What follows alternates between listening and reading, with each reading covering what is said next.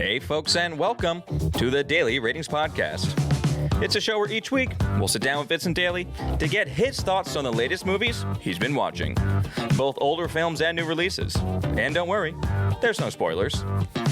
Vince will give a brief review of the movie, share some thoughts, and of course, then rate the film. The daily ratings are always fair, honest, and most importantly, they're consistent. On today's show, Vince will be rating and reviewing. We have all newly released films this week, so it's Thanksgiving by Eli Roth, Next Goal Wins by Taika Waititi, Saltburn by Emerald Fennell, we have Wish by Chris Buck and Fawn Veer Sunthorn, and finally, Napoleon, directed by Ridley Scott. It's going to be an awesome new release week, folks, so stay tuned and enjoy.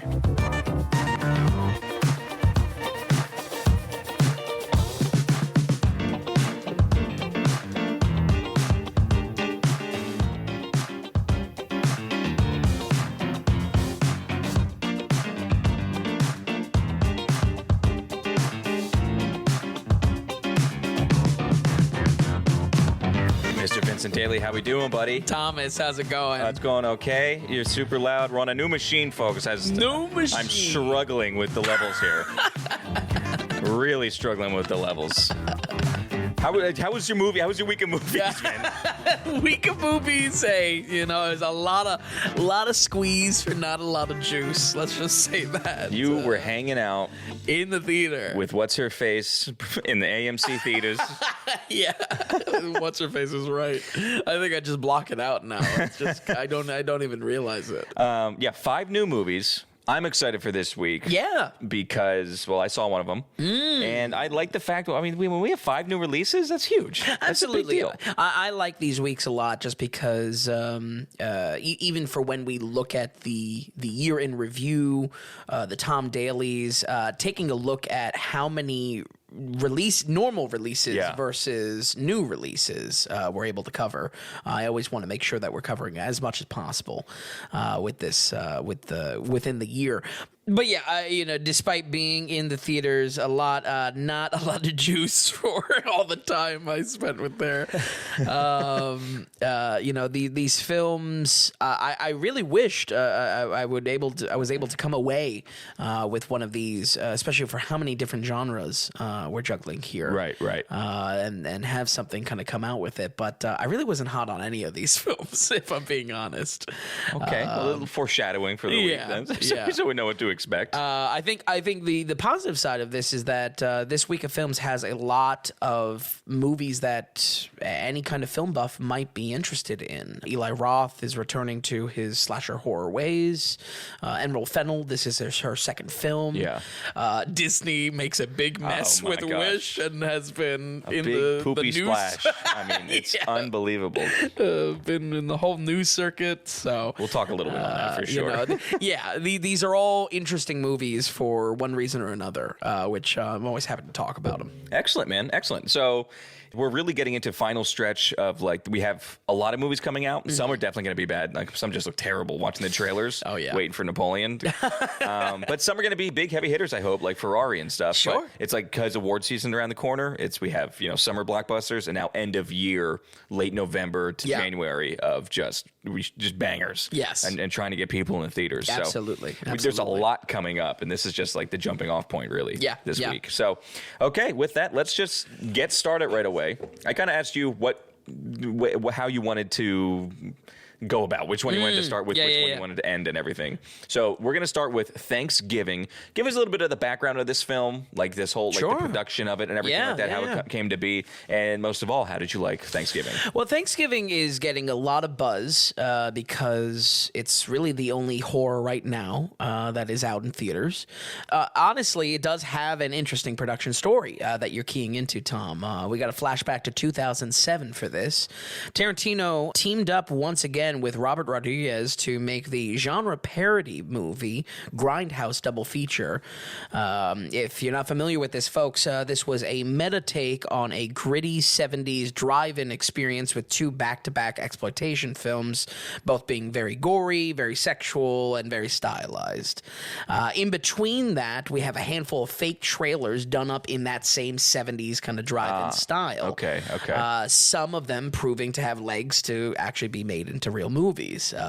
Rodriguez himself, of course, directed the initial fake trailer for Machete, which has spun off into its own trilogy of films, still going with Danny Trejo. And now we have director Eli Roth returning to his slasher Halloween parody trailer to make it into a full-fledged horror movie. And I'll be honest, I don't think there's a single Eli Roth film I enjoy. What are some that we might recognize? Hostel from 2007. Yeah. He Big does cult following on that. Yeah, there's a big cannibal movie called Green Inferno, which is a bit of a throwback to once again 70s Italian horror. Okay, they're just all so overly gross and not even in a Saw way. That definitely is where Eli Roth lived for a little bit in the shadow of like franchises like Saw and James Wan. Yeah, my hopes were not high here, is what I'm saying, and I'm happy to say it wasn't horrible. So there was a kind of a surprise even for me there. Thanksgiving starts with an idea to extend Black Friday one day earlier for a local department store in Plymouth, Massachusetts.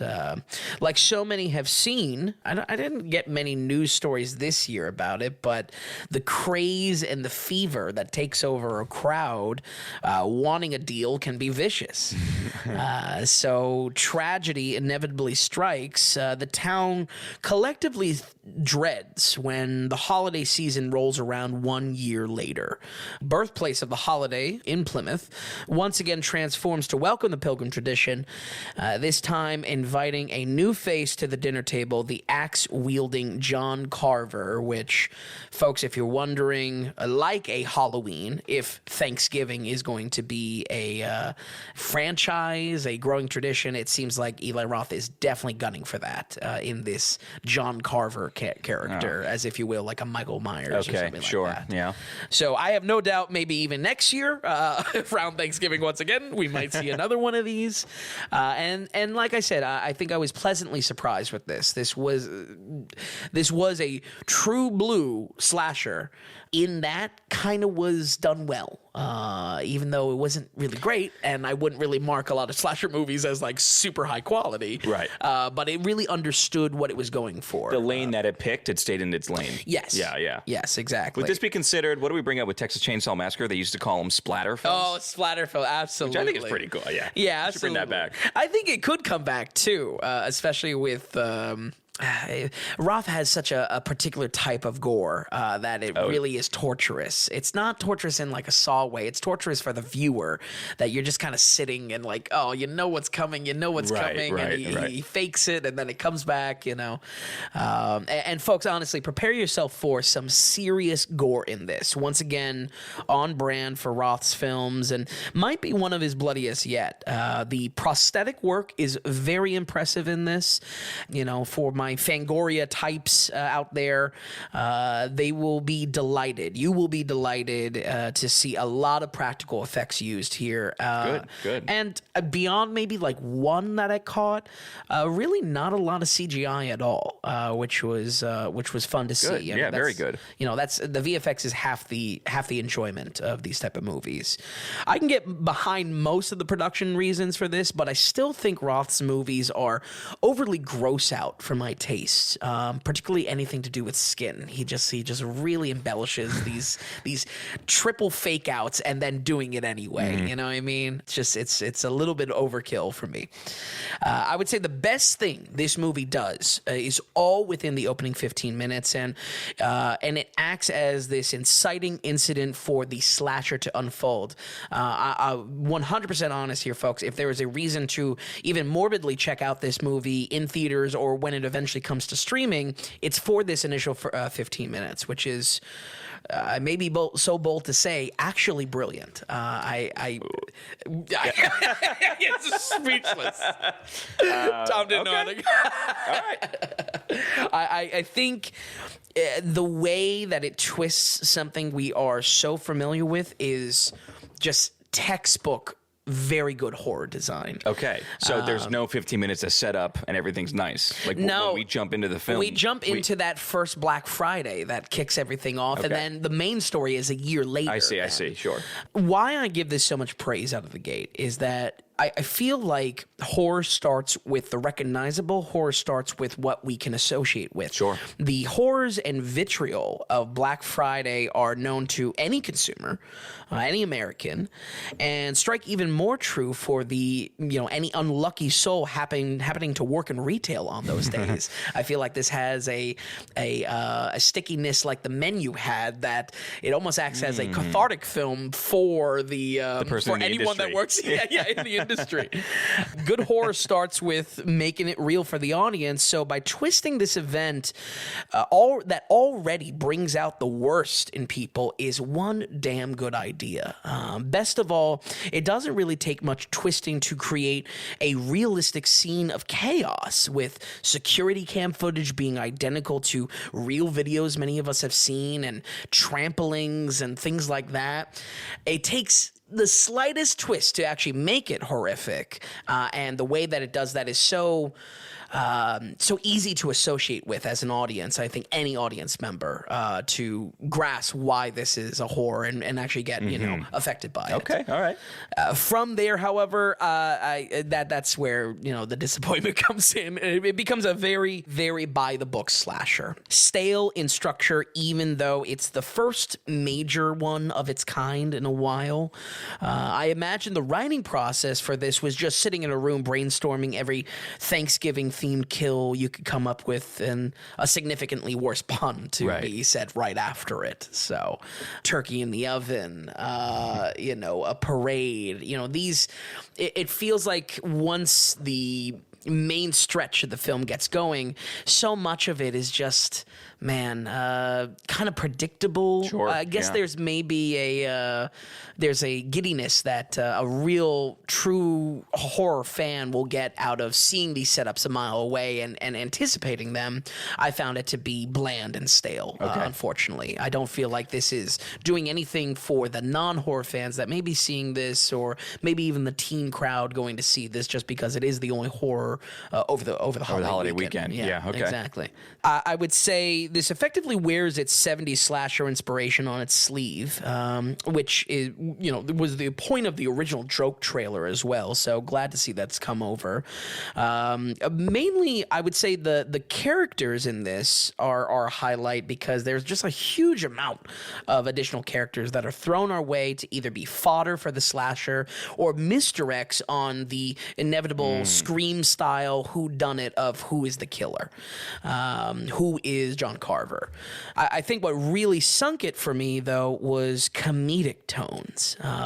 Roth has a bad reputation for humor in his films. Okay. So much so that his first film, Cabin Fever, a movie I haven't seen in like years and years and years, really is like destroyed in a modern watch of it, just because of just how out of pocket his humor is. Okay. It's actually a decent like horror movie, but It really takes you out. Good. No, this isn't like Glenn Campbell in like the classic, whatever they're called, where it's over the top and great. You know what I mean?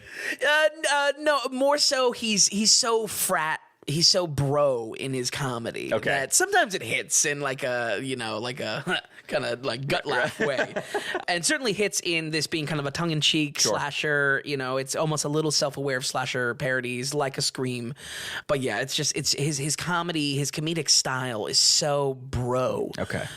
It just gets really old and is just significantly dumb in a lot of areas. There are more per capita than any movie I think I've experienced in recent memory. I really haven't, even now reflecting on it. I mean, per minute. Per capita that each person is saying. Oh, I see. Yeah. Per capita meaning like every character is saying it. It's not even just like one like idiot character or anything like that. This script also has some really 2023 specific jokes that I think will just age like milk in this. I'll say this much, like the occasional kind of smirk or I don't know, what would you call it when you just like release air from your nose, what do you call that type of laugh?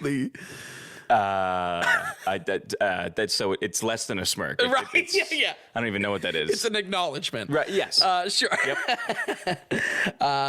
Occasionally it'll get a little bit of a smile out of me for its self-deprecating beats, but it's only because the script is just constantly throwing everything out there and just seeing what sticks to the walls. A perfect example is that I feel like it leans into its Massachusetts vibes, and everyone's talking like, coffee. It's like the Sam Adams joke from SNL. Even that is just done to such it beats you over the head with it that initially what I thought was kind of a funny through line to the jokes just gets old. The film is just constantly throwing sense. I would hate that. Puns and everything, honestly, everything at the wall to see what sticks. So I want to give some points for Vision, as it really is a true return to slasher roots in a way that even imitators of it wouldn't be able to touch. This is a slasher. If you are into Friday the 13th, Halloween, classic slashers like this, this is a go see for you.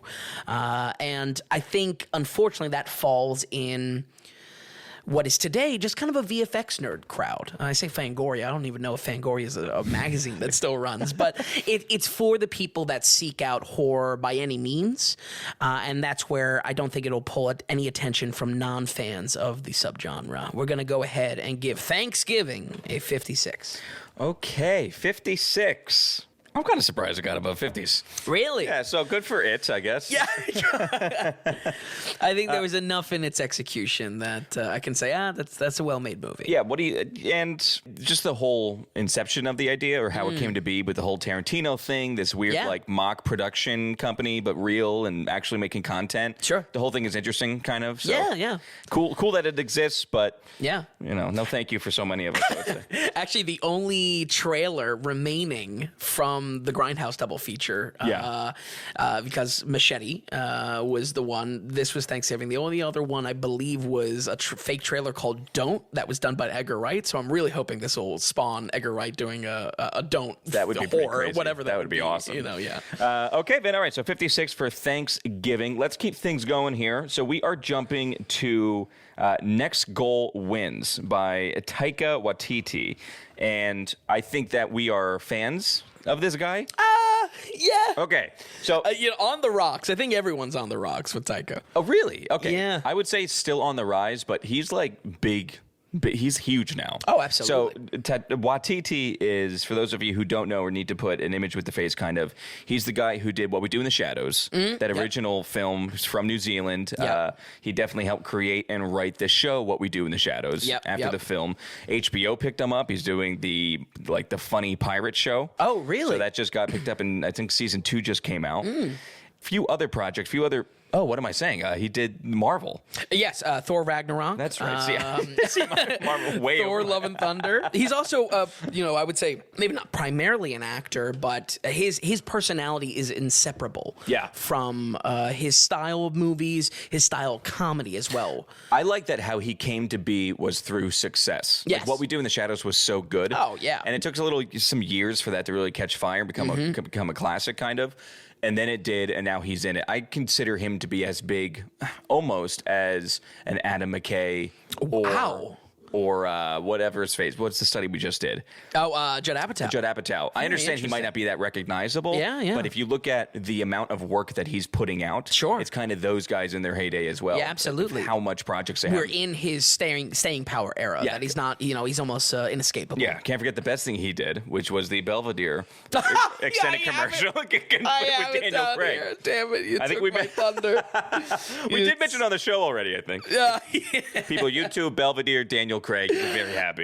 Listen, folks. This is no joke. Tom is like it's like I got the DC fever. It is like a treaty was signed. He used to buy other types of vodka. He buys Belvedere to the point that he brought booze over my place, and he brought Belvedere. I was like, "What are you doing with this? Like, this Expensive bougie, yeah." I'm telling you, we're only Belvedere. We have a mutual friend as well. He is only the Belvedere household now. Wow, the treaty is signed. So anyway, man. love Watiti. But anyway, those are some of the projects he did. That's how I view him right now. Yes. Just this amount of work, and also with the high, maybe not high quality, but he's in the big leagues doing HBO, doing big movies. Oh, yeah. I mean, people say that's the best Thor. And then acting, absolutely. Yeah. So anyway, he came out with this movie called Next Goal Wins. It's a soccer movie. Last time I heard about it was like doing like way back, just flipping through stuff, trying to put stuff on the newsletter. I didn't even see a trailer for this. Yeah. I wasn't aware it was coming out this weekend. I had to be reminded by looking at stills and being like, oh, that was going to be a thing. Yeah. But here it is. It's a brand new release. So how is Next Goal Wins? And how'd you like it? Well, it's something that's getting torn apart a little bit online. But I'm actually coming a lot more positive than what the kind of group consensus is, if you will, among critics and fans. The reason why I kind of came across this is that I think my understanding for Taika is that he is a love him or hate him type of personality. And why I generalize it to personality is, again, there's so much of his character, his shtick, if you will, in his directing, in his acting. It's all his brand, which I think is honestly a key success point to why he is, if anything, among that comparison to Apatow and McKay, and in so many things. This is the return of Watiti, both writing and directing after the what I'll call the new floor of the MCU, Thor: Love and Thunder. I forgot he did that. Because he did Ragnarok, which is considered one of the best Marvel, best Marvel films. Absolutely, but overstayed its welcome. I mean, I guess we have a friend that is that loves Thor: Love and Thunder. Yeah, he also loves to throw it in my face. By the way, he is also the Belvedere guy. So you know who we're talking about now. He's a plant. He's a Watiti plant. It's so good. But Taika almost overnight went from the internet's favorite director to played out comedian still being thrown into things. I think this happened somewhere in between Free Guy and Thor: Love and Thunder. He did Free Guy? No, he acted in Free Guy. Okay. Yeah, but still, again, very on brand for his character. Right. His shtick. I think that makes sense, though. Yeah. Overstaying the welcome. People, it's too much material they're asking him for. Exactly. And they're running him out. Sure. I forget, he did, was it Jojo Rabbit? Yeah, Jojo Rabbit. Which people love. Right. I think that was the real last serious mark where people were all about him. That said, looking back into Jojo Rabbit, critics really hated that film, believe it or not. They didn't like really? the juggling of comedy and drama. Are we in the minority of that then? I think so. Oh, interesting. I think so. Okay. That's what really surprised me of where this kind of love or hate of his personality comes into play. I really enjoyed 2019's Jojo Rabbit. We gave that a 74, but that was far before he kind of juggled cancer jokes and Thor. And I feel like something about the boundaries he tries to push in a comedic way, that's what pisses people off. That's where it's such a drastic divide on some things. Okay. And the Belvedere commercial, which is like apparently universally loved. With Daniel Craig, give it a watch. That's the homework for everyone. The best thing Tati has done in years. Apparently. Years. But all of this background is to highlight an issue that I have with the reception of this film specifically, Next Goal Wins. Critics are bashing it for not going deeper with its balance of serious issues and comedy. There is a lightly touched upon transgender storyline that I saw a lot of people critical over not having more depth. But I personally thought it hit a balance, especially if you see what this is structured as. This is structured as a family sports film. Next Goal Wins tells the mostly true story about a perpetually failing soccer team, American Samoa. They are dead last at 204th in the International League, and their team is an absolute laughingstock. Michael Fassbender plays the angry and combative soccer coach Thomas Rongen, and is the real center of the redemption story to the losing teams. The natives on the island play by a whole different set of rules, though, and he must learn to soften his militant approach and be flexible to make the most out of his hopelessly relaxed team. Why I would position this as a family movie is that this feels like a throwback for so many things. Within Taika's own work, this feels like the more family-friendly 2016's Hunt for the Wilder People, which was basically a kids' movie.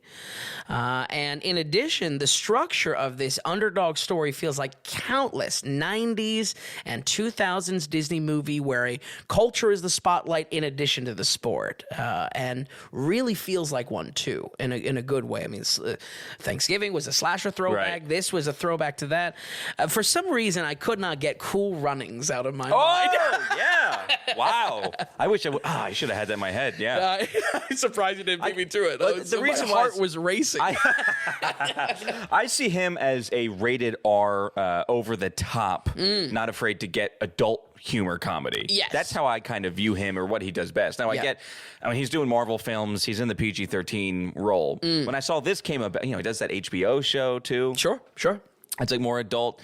So it surprises me. This is rated PG-13. Yes. It surprises, so it's not hard. You know what I mean? It's not a hard comedy. But I think it works in a much more pure way. And I'll return to it in the sense that I think the PG-13 rating is actually a serious misstep in how this film was marketed and how it's positioned. I feel like though there is slight grit to characters. Yeah. For instance, Fassbender has or rather Rogan as a real person has a little bit of a drinking problem. It's touched on. It's moved on. Oh my God, that's John Candy in Cool Runnings. Yeah. Right. Just an alcoholic in the bar and they pick him up. Right. Wow. Right. Of course, this trans storyline. It's touched on. It's moved on. The scope of the film, the point of the film, is a much more simple goal to be this culture spotlight and mix it with a sports story, just like Cool Runnings, just like countless Disney Channel, Disney movies in the 2000s. It's about taking a underdog story and also being a spotlight for a culture, in this case, American Samoa.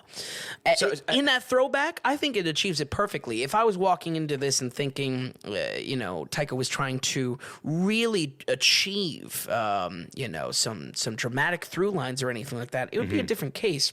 I think the film itself sets it up as a family-structured sports movie. Do you think it just would have been better if it was rated R and more hardcore? No, exact opposite. I think really? Okay. I think the critical misstep is that it wasn't rated PG. In that, so it goes even softer. Yeah, wow. Not softer. Really, the only thing you would have to tune is that in these, I don't know sports people, but like in this like almost tennis-like rage that this coach has, throwing chairs and yelling at. He looks good, Fassbender. Yeah. Yeah, exactly. In that moment, in those moments, you have him cursing a lot. Strip the cursing or bleep it for comedic effect, you have a PG movie. I don't think anything else in this movie, besides again the slight tones of dark that are thrown in there for depth. There's really not much there holding it back from its family structure that it shoots for. It really is a family Interesting, movie. Okay. So, like I mentioned, this movie getting hate online, it's in addition to a little bit of the flip-flop tone. Unfortunately, the writing also has a lot of shameless pop culture references. For me, though, the comedic performances were really solid and had some actually laughs out of me in my dead empty theater. I mean, maybe I was comfortable because it was dead empty, but I think there's something to the cuteness of this film and how cute characters are. Oscar Knightley is incredible in this. He doesn't really have much to his acting career. You know, I don't want to admit I totally thought he was a different actor, for a New Zealand actor for the whole time. You know, he's really the heart of all the local flavor jokes, all of the Samoan jokes, and I felt it was the core of why the upbeat tone works, because again, it's equally trying to be this maybe even generic underdog story, safe underdog story, and be a spotlight on the culture, on the island, what they do, you know, how they live, and why they're so happy and relaxed. So that's this Disney spin that I'm feeling from it. I know what you're looking for. What? Kicking and screaming. I suppose. PG. Yeah. Soccer. Sure. Crazy coach. Will Ferrell goes crazy. Right. Crazy coach. But it's just more family. It's more heart. Sure. It loses the island spin to it. Yeah. Yes. Okay. Yeah. But that's what we're talking about here. Yeah. Exactly. But I think it's a perfect point because it puts it in the context of how this movie should be seen, not for its dramatic tones. I think Taika has a knack for creating hysterical bit characters that really shine in the background of his comedy. That is in these locals of the island. There's a little boy named Armani that probably doesn't say 3 lines, but boy, was he just used in such comedic timing perfection that it always got a laugh out of me. It's the little stuff where he knows how to hit. Yes. Watiti knows how to hit in the little stuff. And in those roles. Yeah. At the same time, he plays a character within the film that is a pastor that makes pop culture movie jokes. So I can see why people are just equally annoying with the comedy. Yeah. I feel like, again, you know, not to be a broken record, but the family context is where this works. Wow. So, and that goes back to my original thoughts on this. You know, the biggest missed opportunity is the PG-13 rating. Fassbender's character is constantly losing his shit, and it's primarily for his cursing, but the floating story threads of alcoholism and his anger are not worth the PG-13 rating. The story has so much of a softer destination for how things play out, so much of a feel-good, safe destination for it. I actually feel this is one of the better family movies I've seen in a while. Wow. And that's where I would recommend it, in that same space that so many of these Disney sports movies once lived, while still having a modern edge to stay fresh. We're going to go ahead and give Next Goal Wins a 64. Wow. Okay, Vin. Yeah. I mean, I didn't know much about the film, but I'm just shocked by a lot of that. I think kind of, and this comes for folks at home. Look at the poster for this, and I feel like how much the soccer team is even a family is it wears it on its sleeve. So when what I was surprised at people really giving this film a lot of flack and saying, you know, Taika's done, you know, we're you know, it's over.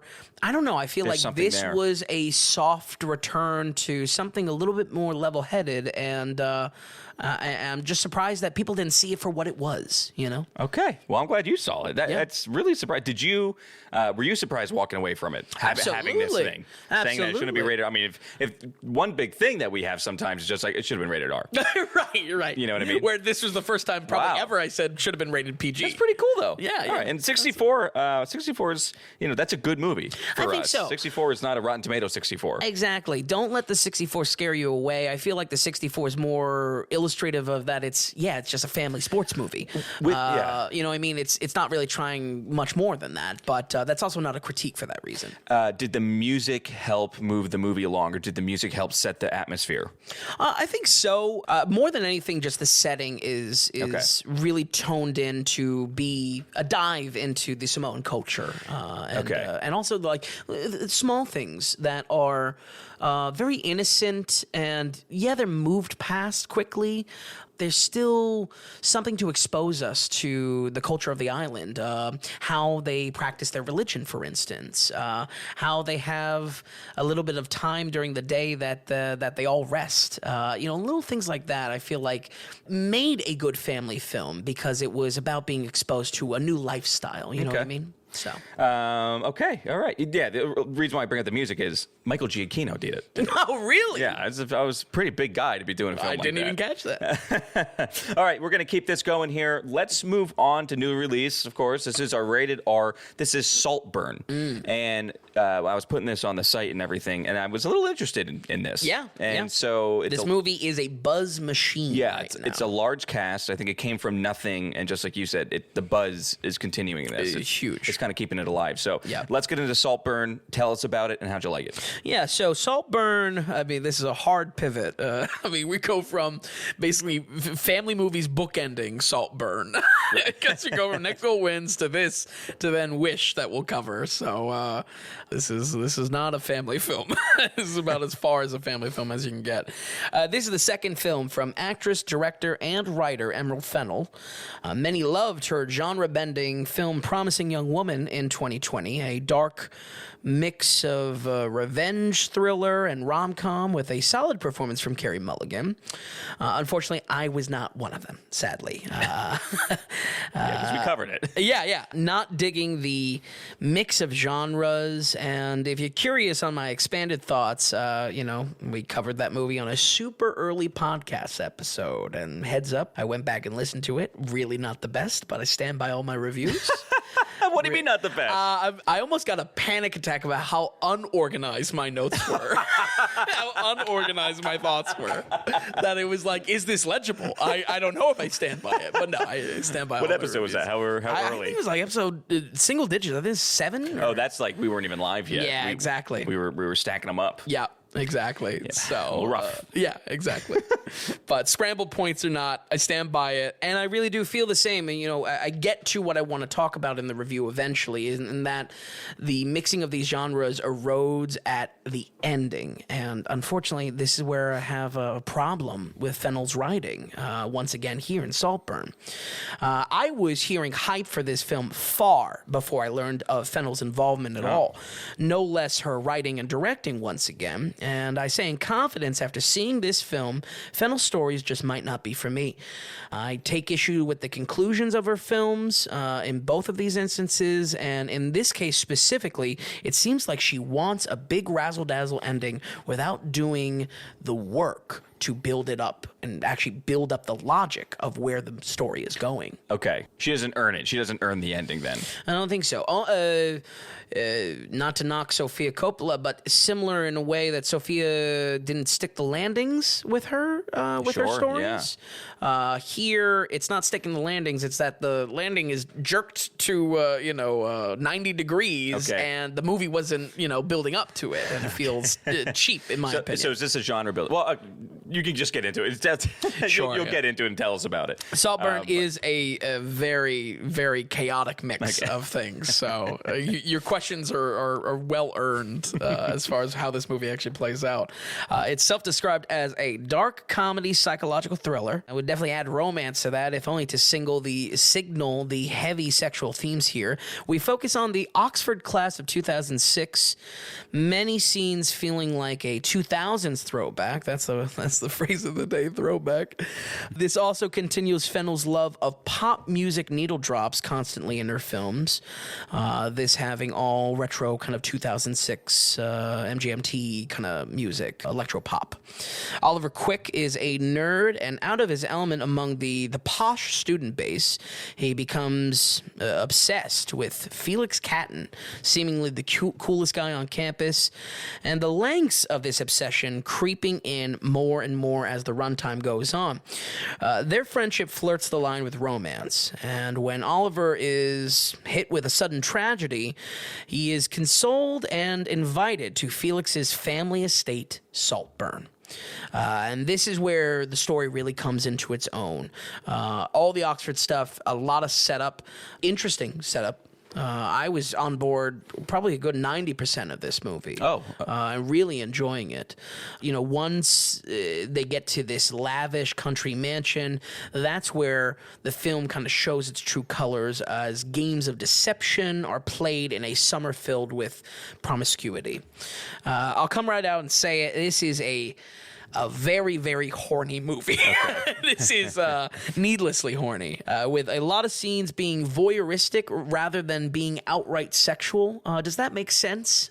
Yeah. It's like desire, but unacted desire. Does that make sense? Yeah, and okay, so lust. It's a bunch of younger characters lusting for one another. Exactly. Okay, yeah, exactly. sure. You know, this summer madness that takes over this vacation also poises sex as more of a power or control dynamic. This has been compounded, and I really mean compounded, by the marketing for the film, which has flamed the romance among cast post-production, almost intentionally so, and is proving to be very successful in highlighting a film that would be otherwise lost in the shuffle among so many releases being pushed back or just coming out for Q4 of 2023. In my opinion, the film feels like a darker spin on 2017's Call Me By Your Name, especially with the gay overtones. My opinion is that this film, Saltburn, is lacking the strong theming that was so great in Call Me By Your Name. This is also in addition to some sprinklings of the movie Killing of a Sacred Deer from the same year for how deceitful characters are, especially in our shared lead of Barry Cohen, who has been on I'll say meteoric rise from being flirted as the Joker in the Pattinson Batman series that is still going to be going on. And really? And as well an Oscar nom. You didn't know about this? I didn't know he was being prepped to be Joker. Yeah, there was a deleted scene. How quickly we get snapped back to the superheroes. There was a deleted scene in the Batman that he was an anonymous prisoner in the real run of the movie, in the theatrical run. Yeah, he was laughing, basically. That's right. It. Yeah. There was a deleted scene where he interviews him Hannibal Lecter style and asks for questions. Oh, I heard about that. Yep, and it was him? Yeah, oh, yeah. No, you don't like that? I don't know. I like him. I mean, he was... I know I've seen him in a bunch of movies where he was in. I can't think of many right now. I mean, he was in Dunkirk. Right, sure. Dunkirk. He got the Oscar nom last year for Banshees of Inisherin. That's right. Right. Yeah, supporting, right. Yeah, but he kind of always falls into these, like, I don't know how you describe not goofy. Awkward? Yeah, definitely awkward. Recluse, almost. Okay. Little, off characters. Yeah, okay. Something odd about them, so... But a meteoric rise. I mean, off of this Oscar nom, this is the first major thing that he did, and I feel like, again, this plays into a hype machine. This plays into how dark his character is. It's really kind of perfect casting, and that's a good jumping off point to talk about a lot of exciting casting here, which could strike for a lot of audiences. Though I was displeased with this film, I don't want to discredit a pretty dynamite cast that may just do it regardless of even if you care about the ending or not. Maybe just do it for the ensemble on screen. Exactly. Yeah. Like we talked about, Barry Cohen is just surprisingly consistent, proving himself nearly every second on the screen in his films, and this being the first since his Oscar nom. We returned with Jacob Elordi, coming off of his recent Elvis fame and sporting more accent work. I guess he's going to be known for accents. But I have no doubt audiences will care if that accent work is good or bad because they're focused on something else with Elordi. We return with Archie Madwicki, who was the lead role in Gran Turismo this summer, who was far from the worst thing about that movie. Yeah. Quick side note, that was actually a review I went back and listened to. I think that's a damn good review. I think the notes were set up on that one. Yeah, you're right. Yeah. No, but you like that, I was though. lucid for that one. Yeah, something about that review I really enjoyed, and even our dialogue with Blomkamp and shit like that. Oh yeah. There wasn't a lot out at that time too, so it's just and it was one of the few movies really that were kind of coming out then. Yeah, because it was a bit of a trickle of a summer. Yeah, honestly, absolutely. And really, the only reason I listened back to that is I had to remind myself whether I actually did think Madwicki was good or bad. Or not. Yeah, which we didn't really mention him. Again, more acting pedigree. Rosamund Pike is yet another lead role stolen into an ensemble cast from Amazon's Wheel of Time series. Which, I don't know. I hear that. I'm not saying I would ever jump into a big series without checking with multiple people, you most of all. But I hear very mixed things on that Wheel of Time series, mostly because of a hardcore fan group of the books. Right. And I bet those are the only people who actually really like it. Or watching. Right, because, they spent one of the most expensive TV productions ever, Wheels of Time. Yep. Or not Wheels of Time, Wheel of Time. Oh. And nobody... I don't think anybody watches it. Yeah. And they just continue to pump money, and they push it and push it. Right. But it's very Amazon to spend a bunch of money, and then it probably sucks, and only the true hardcore fans are watching. Yeah. And because, like, true hardcore fans, just like Lord of the Rings with me in Amazon, I'm going to watch the first season 4 times. Sure. And be angry the entire time through it. So and then if you give me one nugget, it's like, ooh, yeah. Right. It all gets better for a little bit. Rosamund Pike, by the way, I like Yes. her. Her character there, and like with her voice, I feel like she's in this pool of like Dern. Who's the Dern? Purple hair Star Wars? Lord Dern. Yep. I think. Wow, how that purple hair has haunted her career. I mean, I'm It not haunts us. Yeah. It haunts us. But I feel like she's in this pool of actresses, and I like Rosamund Pike, where Yes. I'm annoyed with some others, like Laura Dern, not the biggest four. Sure. What am I saying? Is it Winslet, the one who does, not Winslet, who does the AMC? Married to the Australian, or is Australian? God, why can't I think of her name? Nicole Kidman. Nicole Kidman. Jesus Christ. So anyway, she reminds me of a Laura Dern and Nicole Kidman. All I kind of in the same space. I feel like these three are probably fighting constantly for the same role. I mean, maybe not even know it. Yeah. I see them as almost interchangeable in a certain way, with their age, their cadence, the way they deliver lines sometimes. But Rosamund Pike just hits for me. Yeah. I liked her in Hostiles, which I know nobody really liked or saw. Oh, yeah. But I think she just played her role really well there. Yeah. She's good. Yeah. She does exactly what she needs to do. Absolutely. And I think across the board, the acting is great here. I feel like the mind games and these characters pull you in, again, for what I would say most of the female heavy audience in my theater was for the sexual tones of the tension between characters and the tension between these between this kind of like summer madness, almost Shakespearean vibe to it.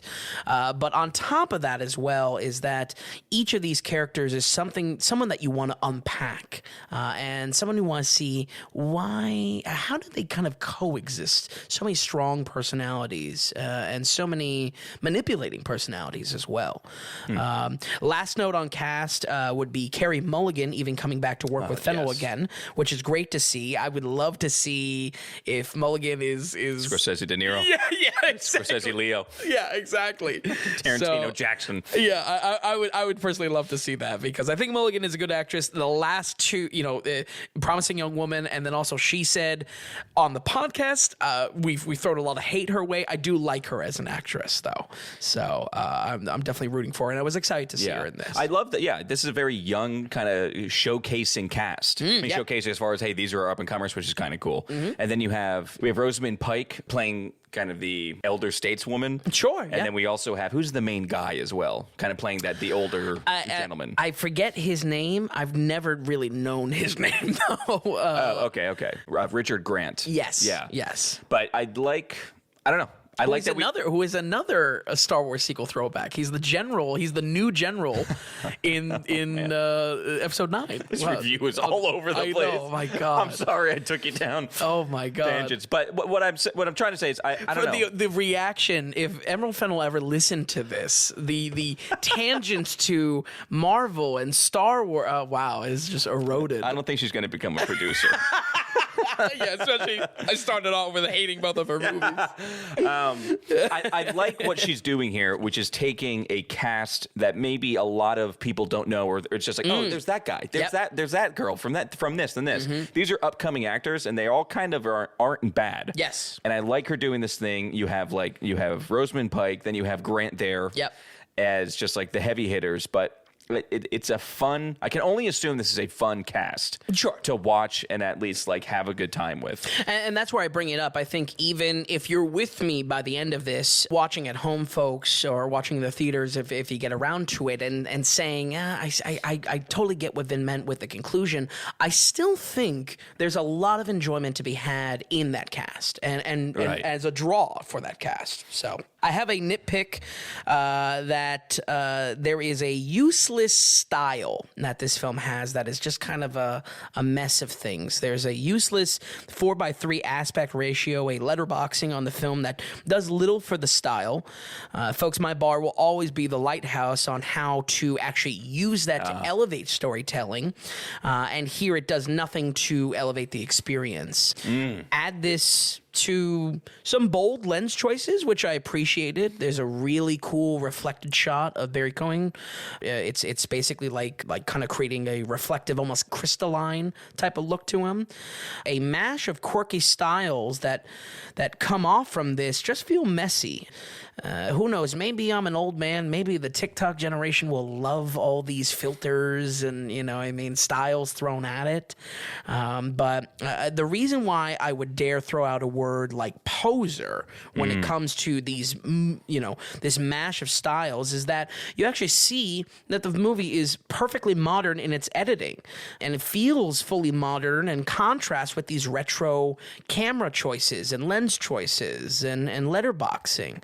I think also a missed opportunity is to lean into the mid-2000s stylings.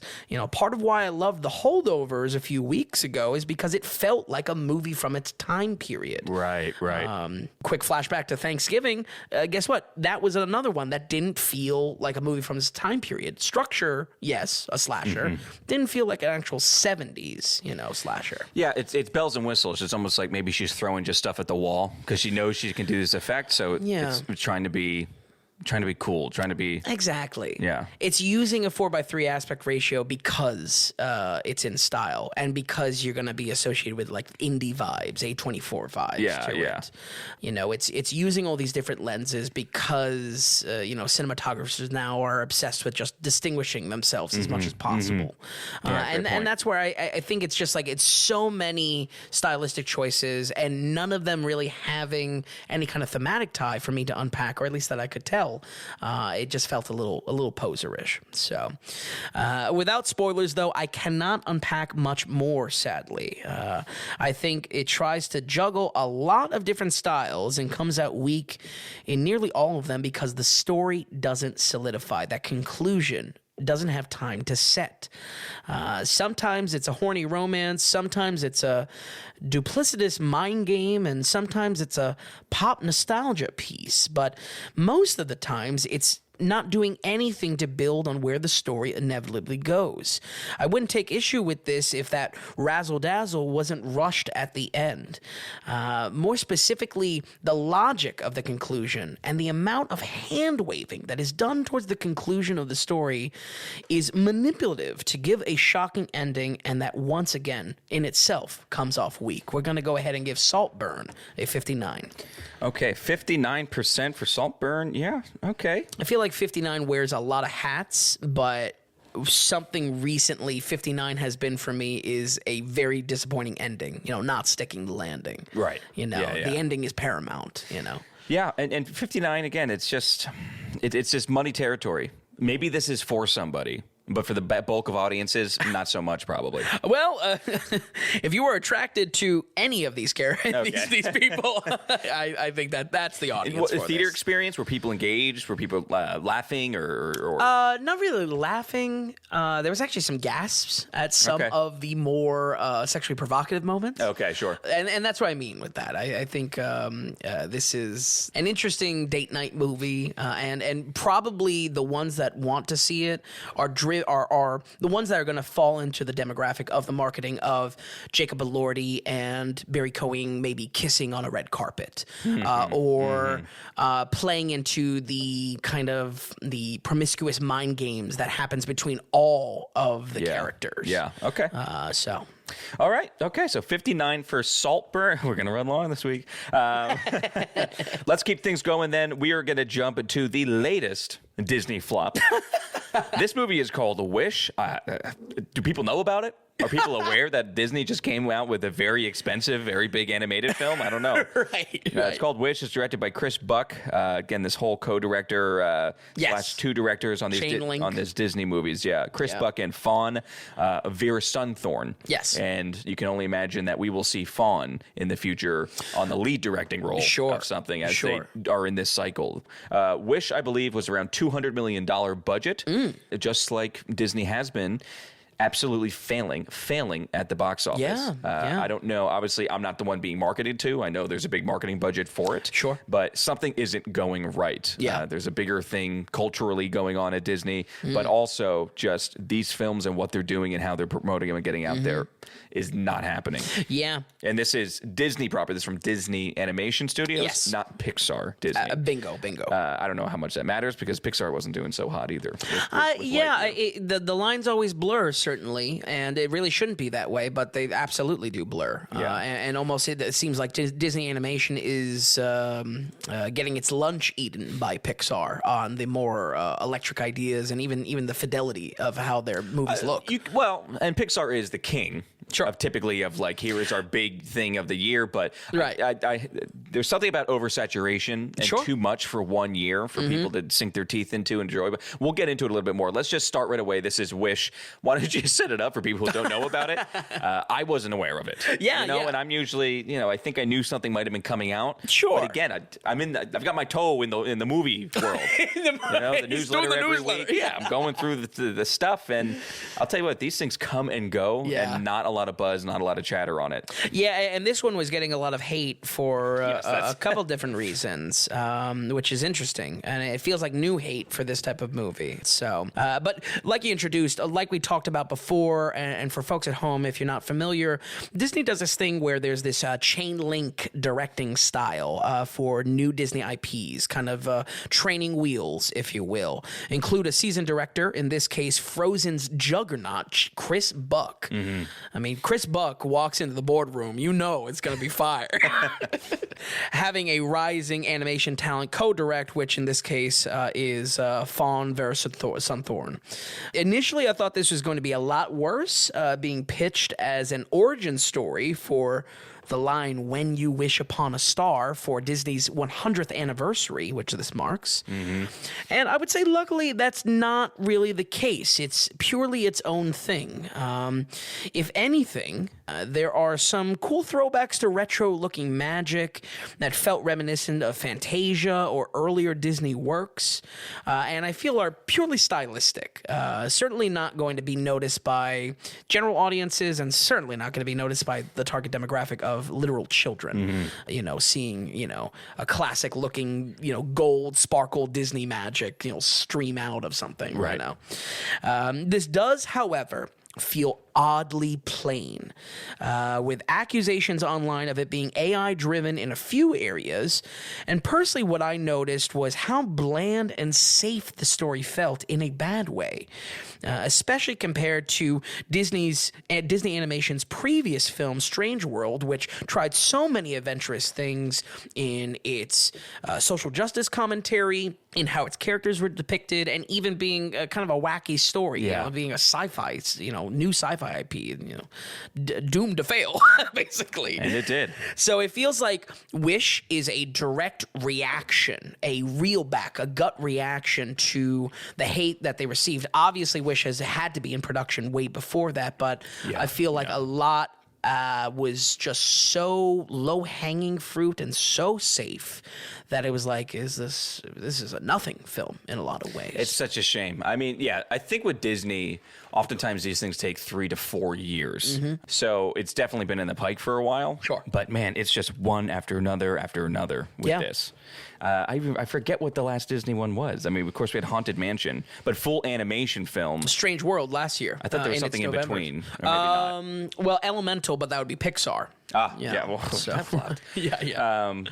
But it's interesting because it goes back to what we talked about with like Turning Red and even Elemental, that they're trying to go for these stories with a lot of depth and a lot of social commentary, which I don't necessarily mind, but it feels like, again, reactionary. This is so overtly safe and so bland that that's where a lot of the hate online is coming from, that it's beneath Disney. Oh, I bet it is. Yeah. I bet it is. There's a lot of generic stuff going on. It's what Disney was about, just ultimate imagination, step into a whole new world.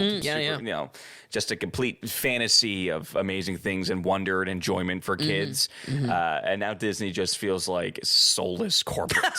Yeah, for real. And these are the projects we're getting. For real. Absolutely. And when people fall on the sword over trying to defend these films, it's just like, do you understand the corporate overlords that are Who is trying to defend this anyway? Yeah. Oh, plenty. Absolutely. Well, they're not going to buy tickets. They'll type online, but they won't go actually watch it based on the box office numbers. Absolutely. But, so what is this about exactly? Yeah, in Wish, we're set in a utopian city of Roses, which is home to a wish-granting king named Magnifico, a powerful mage that conjures magic from the city's desires. Asha is our main character and is a young girl who, loves her family dearly and wants nothing more to see them happy. After she goes after a job to be by the king's side, though, she only discovers that he might not be handling everyone's wish with the same care, I should say. In desperation, she wishes upon a star and a little cute star creature. I scoured the internet for the name of the star creature, by the way. I think it's just called Starry. Okay. Comes down to help her to build the courage to be there for everyone's wishes. Largely inoffensive. And honestly, I think the hate that this movie is getting online, I'm not saying I disagree with it. I'm not saying I don't see the cracks to it. But I feel like this is still on the positive side of the ratings for me because of how much how acceptable it is. It's still not falling below a margin of quality. It's like water. Yeah, exactly. It's really hard to get excited about, but it's If I want to be critical, and maybe where passions flare when talking about the legacy of Disney animation, is that I would closer compare this to like a Cocomelon, that it's noise for a child. Cute noise that gets a reaction and laughs out of them, and they might even remember, but not the heights of 90s Disney Renaissance or really anyone's favorite Disney film. And I think that's where these passions flare online.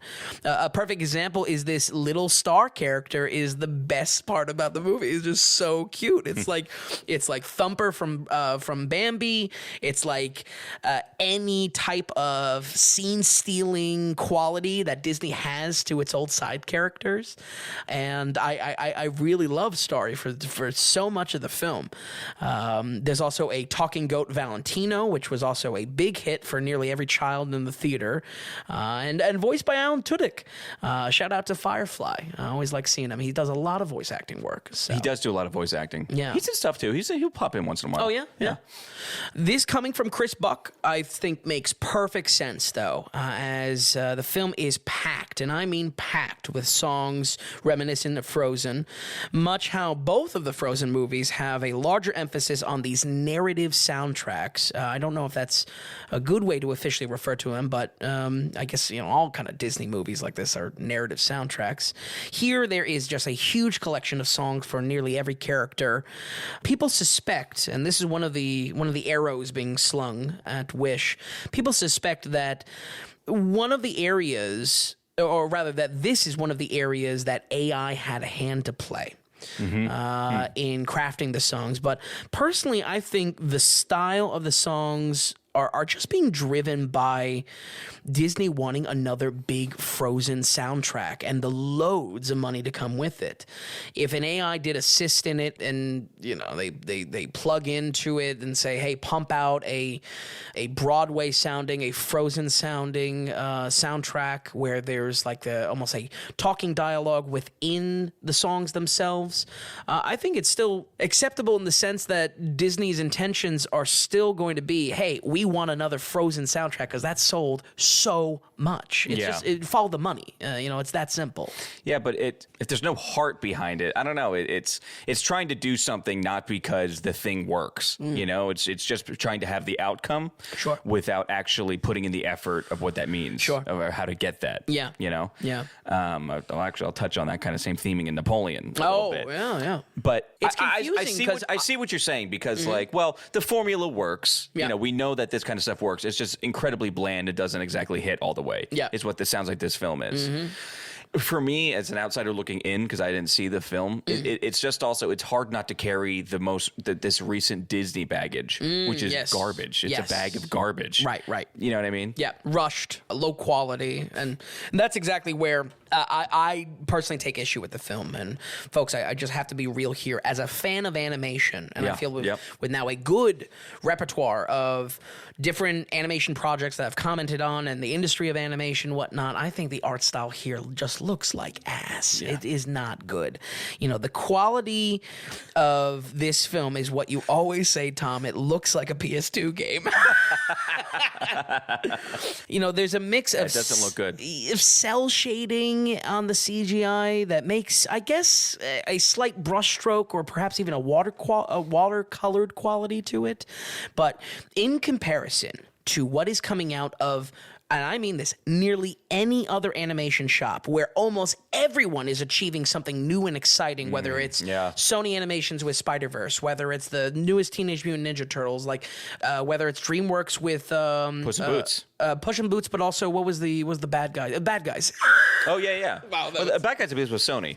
No, I think that was DreamWorks. Okay. Yeah. Well, we're getting Either way, every other animation stop is trying new things. Sea Beast, you kind of like? Yeah, going all the way back to 2008's Claws, which we covered, I think, a couple years ago. Fantastic callback. Absolutely. Yeah. To have Papa Disney look like the cheap and rushed out peer is...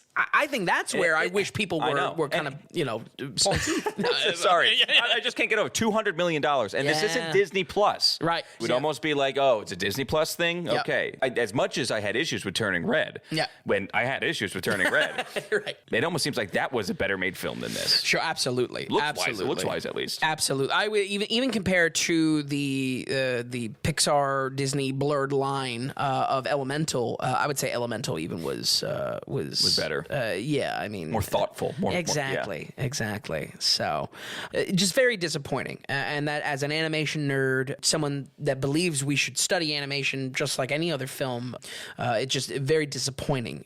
Disappointing being the word of just how I feel of animation shop that should be the peak. No questions about it, period. Overall, it's a very straightforward message to hold on to your dreams. And I feel like for the reception of these films, Disney is damned if you do, damned if you don't. If they make a bold message that maybe has a little bit of social justice sprinklings in it, the audience will call them woke garbage and drag them through the internet. Then if they play it safe, well, guess what? Critics will tear them apart too for being too generic. And that's where I feel like this film hits. Don't get me wrong, I can spot the faults in this movie, but I have to be realistic and say, does any of this matter to the little kid losing his mind, laughing in theater about a talking goat? I mean, this kid was he goes, oh, wow, he's funny. Like, he was enjoying himself so much out of the lowest hanging fruit of a talking goat with a funny voice. You know what I mean? The perfect counterexample to this is that when I saw Lightyear, the theater was dead. There was no laughing. There was nothing. Yeah, Despicable Me 37, Right, with the weird 70s disco vibe. Right. Yeah. I think reviewing these films blurs the line on what purpose a critic really has, and I say that even critically of myself. I personally... When I hear enjoyment out of a theater, it makes me consider how this movie hits more than my critical outlook on it. And I still think, again, as safe as it is, as maybe plain as it is, it's still hitting for the kids in a lot of cute ways, whether it be a star character or a talking goat. We're going to go ahead and give Wish a 52. Okay, 52 in this puddle here. In the puddle. Just 2 ticks above complete mediocrity, which is 50. Right. Wow, I'm almost surprised that that's not lower. I thought that was destined for 30s or 40s. Sure. Just reading up on it and just the lack of enthusiasm behind this thing. And again, just the bad box office. I mean, I'm looking at it now. What? I mean, it's at 50 million worldwide. Costs 200 million. I mean, that's terrible. There is, especially tacking on to this Disney 100th anniversary release. Embarrassing. Sure. I mean, this is the 100th anniversary. Sure. 100th anniversary. They already pushed back, what's it called? With Rachel Zegler or whatever, which was the big one. Yeah. Snow White and the live action one. Yeah. Because that was the first film ever made. It was Disney's, arrival, essentially. Absolutely. They pushed back. That's like 2026 now? Or 2025. 2025, I think. Yeah. It's ridiculous. Yeah.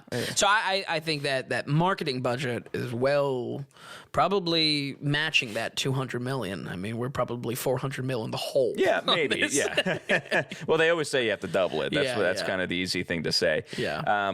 What a shame. Yeah. What a shame. I hope Disney should. It is. It's sad. You know what I mean, though, with the damned if you do, damned if you don't? I mean, I feel like... No. It's a cop-out. You're saying damned if you do... damned if you do, damned if you don't. You're saying because Disney getting in with the woke stuff and touching on cultural topics and stuff, you say, okay, well, then the right's going to go online, trash them, and you're going to lose half that audience or that audience. Then if they try to play it safe and go super boring and you have something like this. Then the critics hate it. But how about this? Stick with original, awesome Disney. Okay. I mean, is that so? Easier said than done, apparently. I mean, and that's why we're getting Toy Story 5. That's why we're getting Frozen 3. Exactly. Because the well is dry. Right. The well's dry, but also it's following the money. It's a business decision at that point to do sequels and whatnot. And because everything else is failing. Yeah. And it's such a shame. Such a shame. There's no Disney magic. That's what I'm saying. It's too corporate now. Yes. It's just not. Seeing the stock price too. Everything about Disney the past 10 years. Yeah, anyway. Absolutely. Already running long. Okay, all right. So that's 52% with Wish. If you want to go see a character, wish upon a star, and actually have a good animation film, go see Puss in Boots. Oh, yes. Very true. Very true. Or Puss in Boots in the Last Wish, whatever. Okay, all right. Folks, before we go on to our last film here, we just want to remind you all that we are completely producer supported. Vin and I, no matter how big we get, our goal is to stay away from corporate advertising. Basically, we don't want to just have a bunch of products we don't care about and shill them to you throughout the podcast. It's a worse product. It's also just lying to you, and it's just a bad way. Not genuine. Not genuine. It's all about being genuine. And the advertising market, with things going on in podcasts anyway, things are drying up, and it's not the way we want to do things. And there's other options out there. So we're going off the value for value model. So there's other podcasts doing it, and we certainly didn't invent it, but it's real simple. Are you getting value from what we're doing here? The podcast every week, the website, the newsletter that comes out weekly. Is that value for you? Is that value in your pocket? We ask you, can you give us value back in our pocket?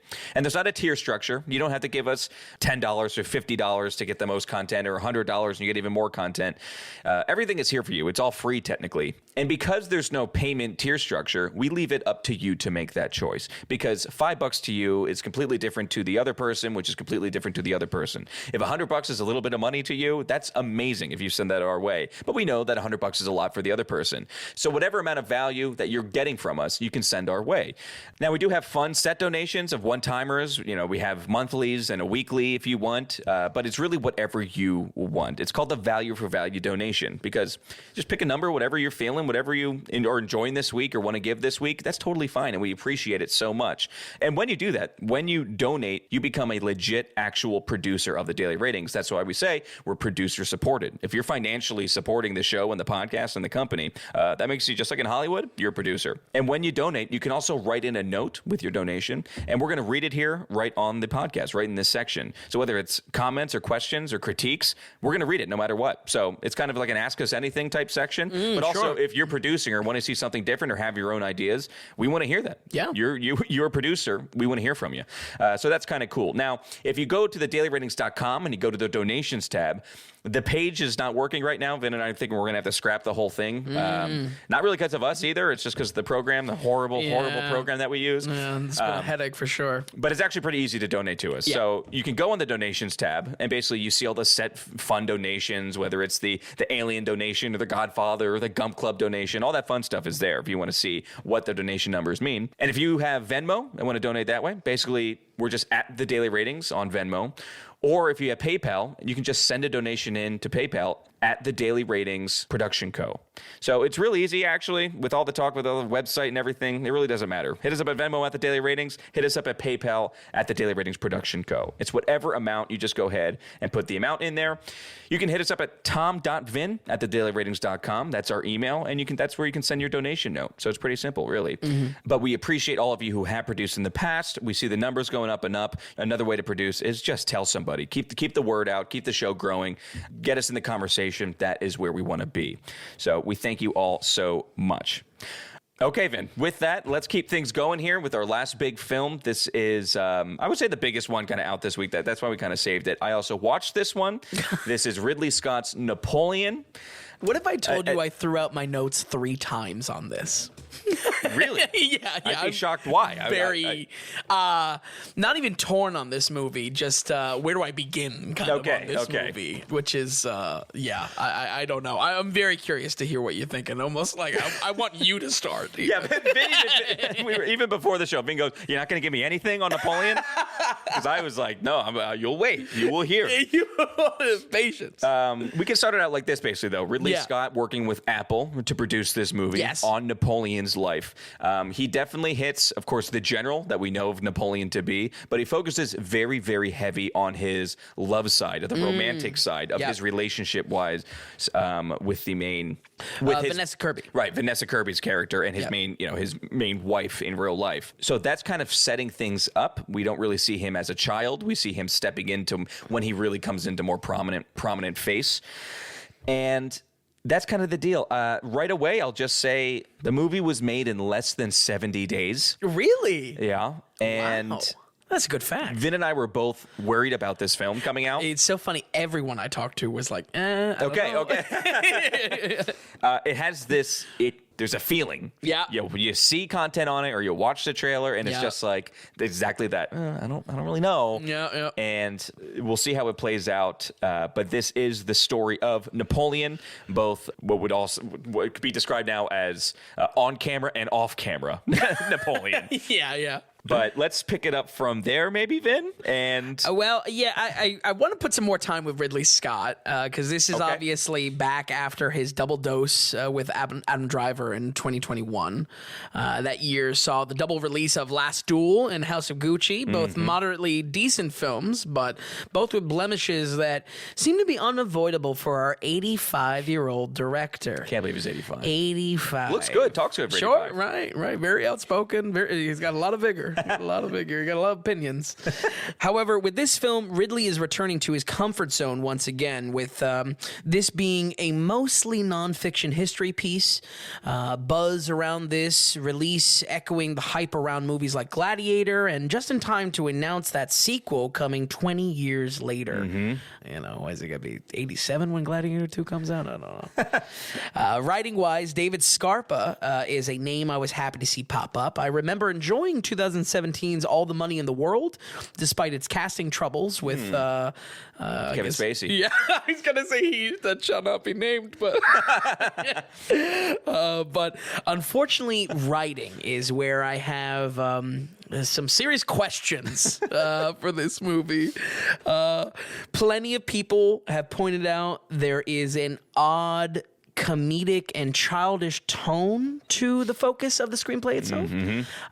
In short, I think this movie was lacking as a biopic for one of the greatest tactical minds to ever live, and instead focusing on romance over war. I felt like this personal spin, anyone but Napoleon, anyone but the tactical genius of Napoleon. And I did a lot of research into, is there an acceptable Napoleon film out there? Apparently, the film Waterloo does a really good job.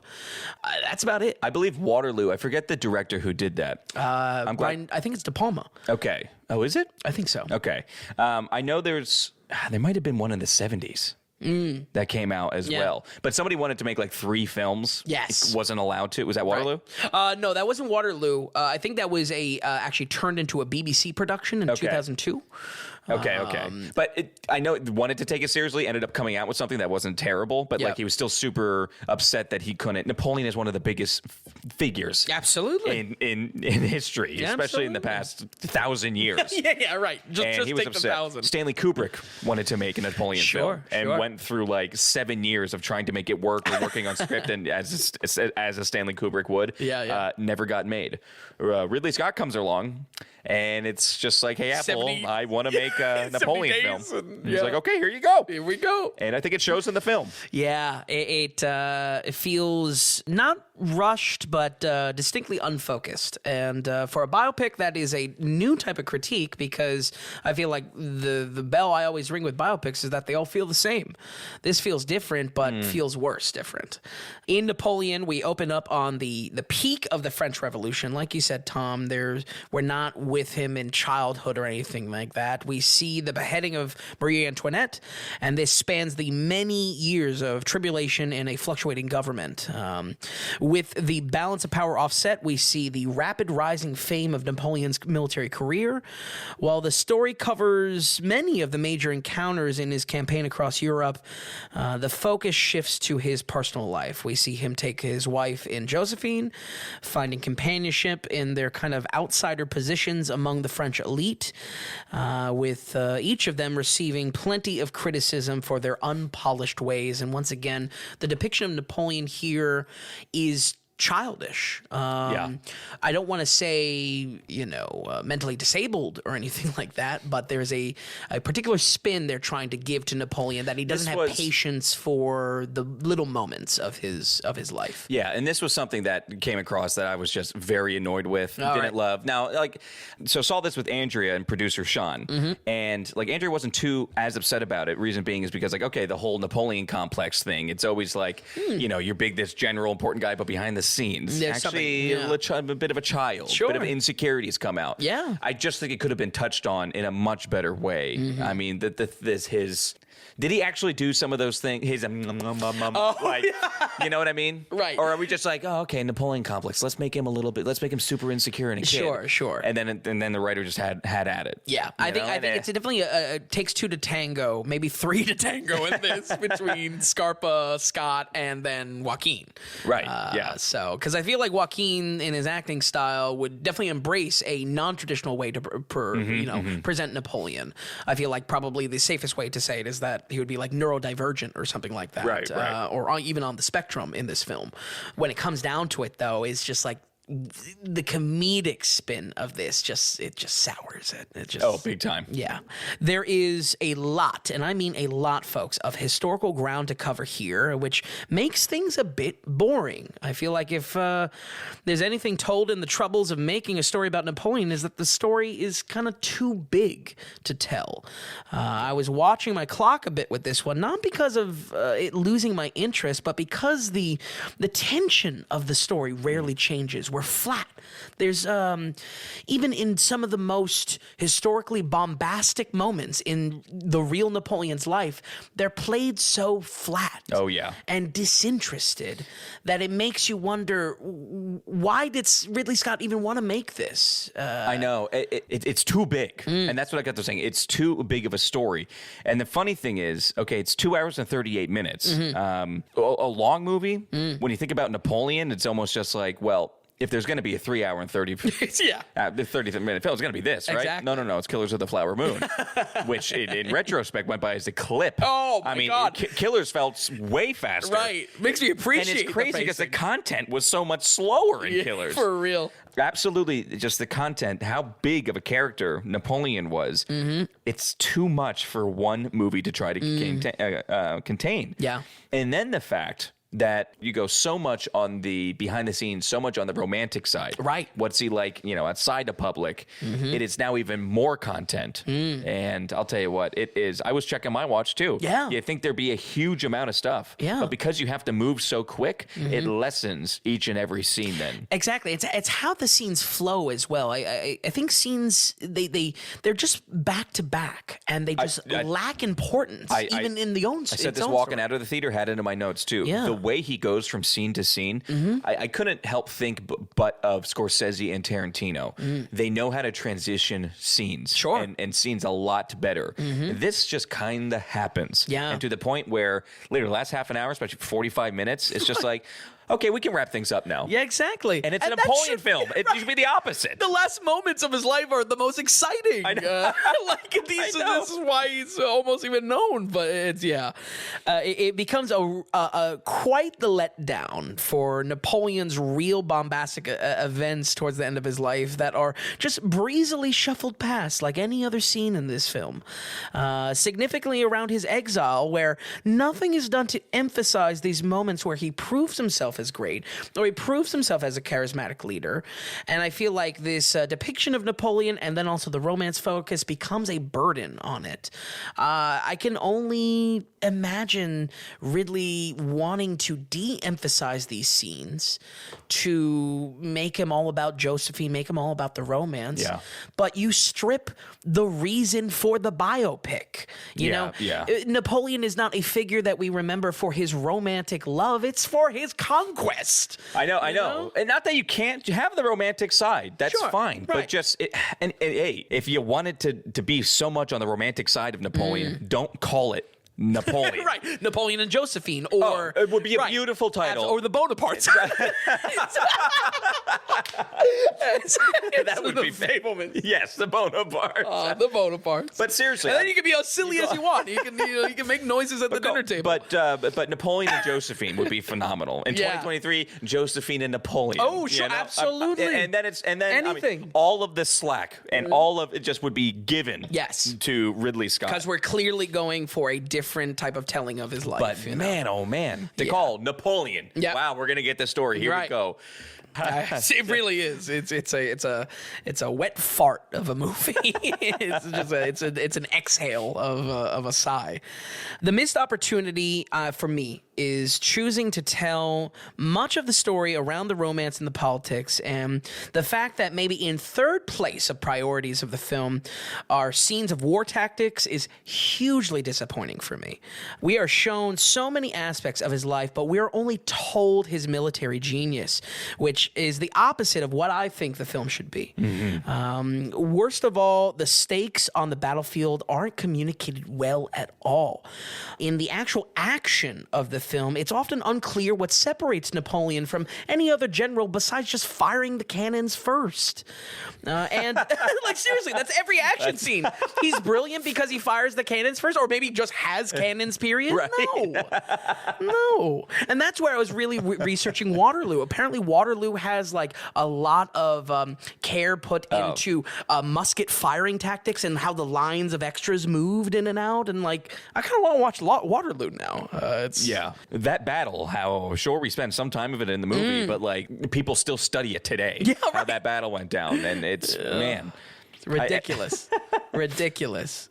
And that's where I mean the action isn't communicated well. These the tension of the battlefield, why Napoleon is a genius, we are seeing action, so it's odd to say, but I feel like it's prescribed to us. It's told rather than shown.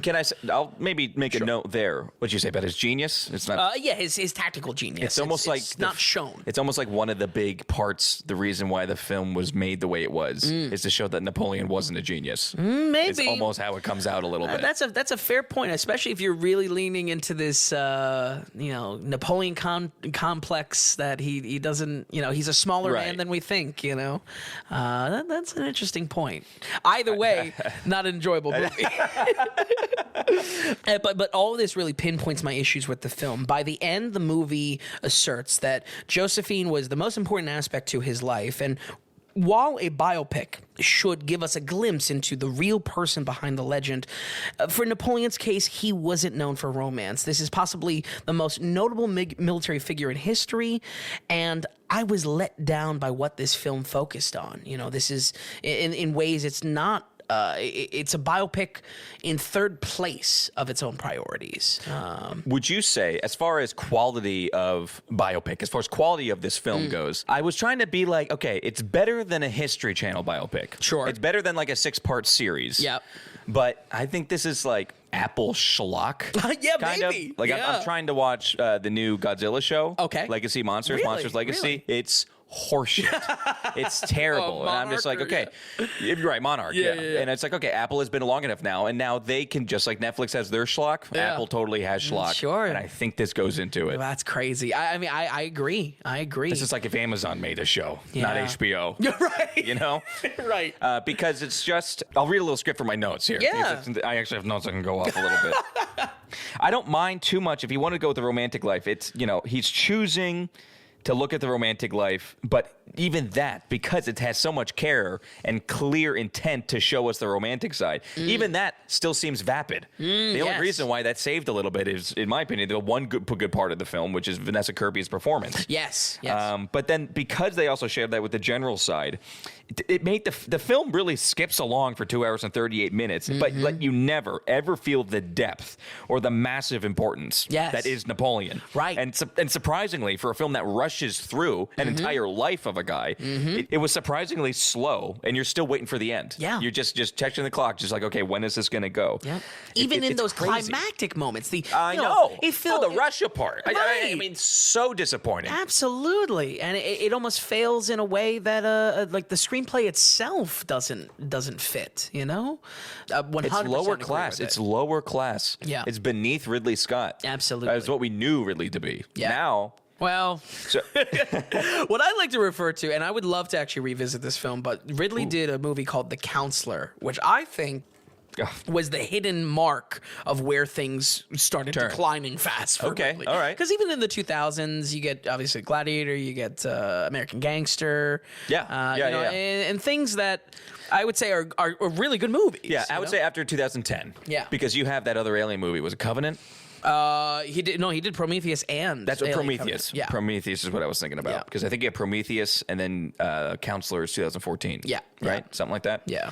That's a whole nother can of worms. Yes, I know. Oh my god. But he's been on a downward spiral. Yeah.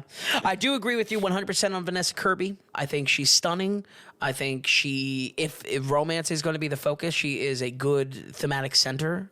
She was great. That's why, I love Lady Gaga in House of Gucci. Sure. Yeah, You know? that's a great comparison. I thought Vanessa Kirby is probably one of my favorite younger actresses now. Yeah. I think she's just she's solid. Absolutely. I mean, I think the $1 million question here, what is the heads or tails on Joaquin's childish, temperamental acting? Do you think I don't know if I can blame it, like the childishness part and his weird antics. I don't know if I can blame it. We don't know if that is Joaquin doing that or if it's Ridley Fair. or the writing. Fair. You know what I mean? My biggest thing, my first note here is first take. Accents were many, changing, and overwhelmingly inauthentic. Oh, okay, all right. The moment, the first 3 words out of Joaquin's mouth, I was like, oh my God, he's not even trying. He's not trying anything. We were walking to the movie, and the producer, Sean, was just like, is this going to be all subtitles? How much accents? And I was like, I don't think so. I was like, I don't think he learned that much of the language. I would but I kill was for expecting that. A little. I was kept on thinking this is like the Valkyrie disease. You know, Valkyrie got torched because, Americans, Nazis sound like they're American. Then you have British Americans. Valkyrie, the Tom Cruise movie. Yeah, absolutely. And it's just, the accents were all over the place. There's a lot of British people speaking in British, a lot of Americans with American dialect. Right. Joaquin not trying a damn thing. Right. I mean, Vanessa Kirby at least is doing some type of coolness or some type of thing. Yeah, but it's none of it is French, I would say. One of the brothers of Napoleon, he was going in and out of an accent. Yeah.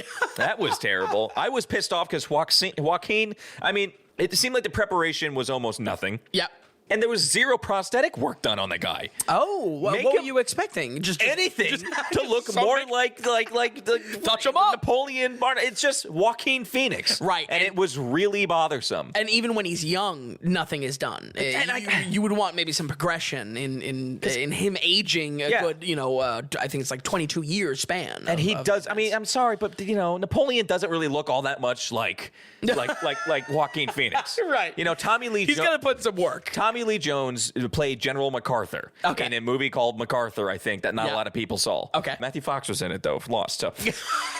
And he just played himself, but even he kind of could. He's like an old guy at least. Yeah. He kind of had similarities, but still tried nothing to get close to him. Yeah. I mean, they did nothing with Joaquin. Joaquin did nothing with Joaquin, meaning the accents. Well, that's where I think it was ridiculous.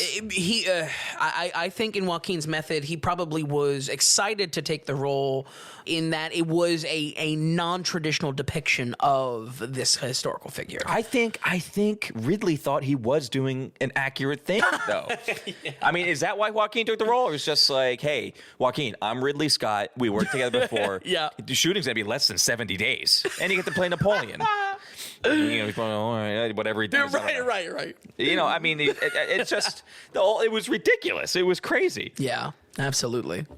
Well, I'm right there with you on Joaquin's. I wanted to like it, but I think lack of progression in the character growing older and makeup work and everything like that. Yeah, it was a letdown. Kirby really was the only thing saving it, and the only thing saving it. Yeah, that was a silver lining because I want to see her succeed and whatnot. And no big actors. Yeah, I know we've been spoiled this year, particularly with Killers of the Flower Moon. Sure. And hell, even this week with Saltburn. Right. There's packed cast. But as far as, I'm sorry, what is the bomb movie? Oh, Oppenheimer. Yep. Big actors stepping in and be like, that role. It was characters that took you out of the movie, but at the same time, you're like, he's so good. Robert Downey Jr. was so good in this scene. He was so good in this scene. Yada, yada. Killers did the same thing. Maybe the same thing with Barbie, even. Sure. And it's just like, give me bigger actors. Make one of the politicians just like, oh, that guy was awesome. Where's Jonathan Lithgow in in this. He should be in this. That kind of shit, it was just like laziness Jonathan from Ridley. Lithgow, the French general. Well, there's no rules. Right. There's definitely no rules. In this Napoleon, there's zero rules. There's definitely no rules. Well, I'm glad we're on the same point. I'm good with... I don't know if this is a good review or not. No, I think this is excellent. I'm glad we're on the same page with it. Again, if there was any worry in you watching this one, and while I was curious about it, was I just didn't know if this movie would be kind of just blandly acceptable, blandly like, oh yeah, it's a Napoleon biopic. He does war stuff and whatnot. Not saying that that's your taste or anything like that, but I was worried that I was being too critical on it with kind of my history with Ridley Scott. Because it's films. The only thing saving this is that because it has a big name behind it. Yeah. This is something that I would be flipping through Netflix and just be like, all right, I'm working on something here on the computer. I'll throw on this Napoleon film. For real. And then it's just like, it's okay. Something you can turn off. Apple fodder. Right. They got to build the thing. It just has that feeling, which is like, when did this come out? 3 years ago? Oh, I never even heard about it. It's only Ridley Scott that's doing something here. Yeah, for real. There's the reason why it has any buzz behind it. Not that there's much buzz at all. Yeah, that's also another fact that I don't think this is going to have a lot of staying power, especially because it's not the third heavyweight among the arms race of Killers of the Flower Moon and Oppenheimer. Yeah, I feel like I think Bradley Cooper coming out with Maestro. Very true. He's going to be in There's talks as well. There's a lot of hype around that. But I'll tell you what, it's Ridley Scott and Napoleon. One of the biggest characters, and something that could be the most cinematic character. Absolutely, it's just absolutely. He has multiple points, and that is covered in this movie in the time span of it. That is just de-emphasized in a weird and distinctly unsatisfying way.